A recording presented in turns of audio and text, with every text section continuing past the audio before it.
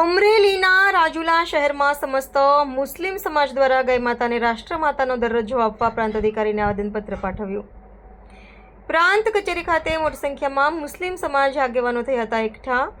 સમસ્ત મુસ્લિમ સમાજ દ્વારા રાજુલા પ્રાંત અધિકારીને આવેદનપત્ર આપી કરી રજૂઆત. ગાય માતા રાષ્ટ્રમાતાનો દરજ્જો આપવા રાજુલા મુસ્લિમ સમાજે કરી માંગ. આસ્થા સમાન કાર્યક્રમ અંતર્ગત ગાય માતાને રાષ્ટ્રમાતાના દરજ્જો માટે મુસ્લિમ સમાજ રાજુલા દ્વારા આપ્યું આવેદનપત્ર.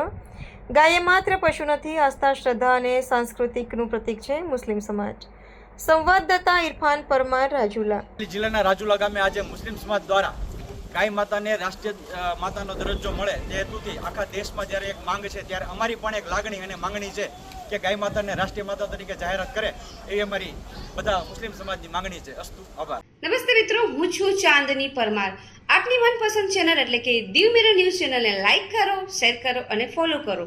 અને હા, તેમાં દરરોજ તાજા સમાચાર જોવાનું ભૂલશો નહીં. નમસ્કાર દર્શક મિત્રો, હું છું પાયલ બામભણિયા. આજના મુખ્ય સમાચાર દેશ વિદેશ, ગુજરાત રાજ્યના તાજા બ્રેકિંગ સમાચાર નિહાળો દીવ મિરર ન્યૂઝ ચેનલ પર દરરોજ રેગ્યુલર.